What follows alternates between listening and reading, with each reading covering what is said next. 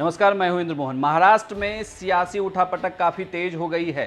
उद्धव ठाकरे के मुख्यमंत्री आवास जो है वहां पर बैठक चल रही है उनके सहयोगी दलों के साथ। दरअसल यह तमाम चीजें तब शुरू हुई जब सबसे पहले संजय राउत की मुलाकात महाराष्ट्र के गवर्नर से हुई। उसके बाद शरद पवार की भी मुलाकात महाराष्ट्र के गवर्नर से हुई।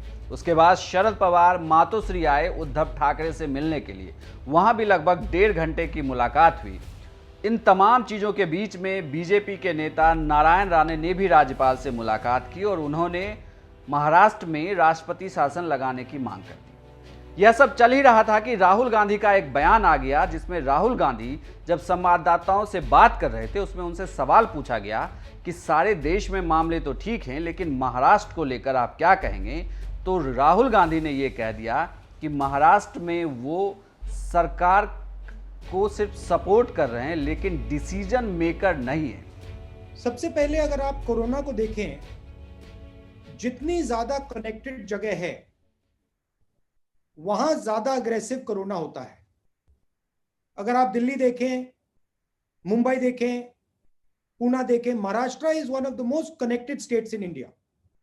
तो it is going to be one of the most aggressive places where corona is going to act. I would like to make a differentiation here. We are supporting the government in Maharashtra, but we are not the key decision maker in Maharashtra. We are the key decision maker in Punjab. We are the key decision maker in Chhattisgarh, in Rajasthan, in Pondicherry. So there is a difference between running a government and supporting a government. However, Maharashtra is struggling because of the nature of its connectivity. And Maharashtra is one of the most important assets, frankly, that India has. It is the center of business. So it requires full support from the government of India. I fully understand that Maharashtra is fighting a very difficult battle, and I appreciate that fact. And so are many other states. And it is important that full support of the government of India goes to the people of Maharashtra and the government of Maharashtra. इसके बाद ये कयास लगाए जाने लगे कि महाराष्ट्र में कहीं ना कहीं सहयोगियों के साथ शिवसेना की अब नहीं बन रही है, जिसे लेकर उद्धव ठाकरे ने अभी मीटिंग बुलाई है। उद्धव ठाकरे के घर पर सहयोगियों के साथ मीटिंग चल रही है।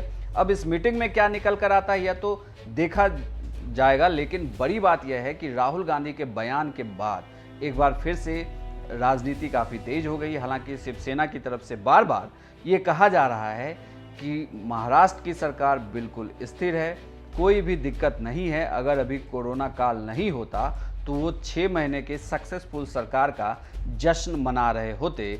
लेकिन फिलहाल महाराष्ट्र में लगातार मामले बढ़ रहे हैं, देश में कोरोना का संकट है। ऐसे में वहाँ पर सरकार पर कोई भी अस्थिरता नहीं है। सरकार बिल्कुल ही स्थिर बनी हुई है और आने वाले दिनों में भी उद्धव ठाकरे की सरकार ऐसे ही काम करती रहेगी।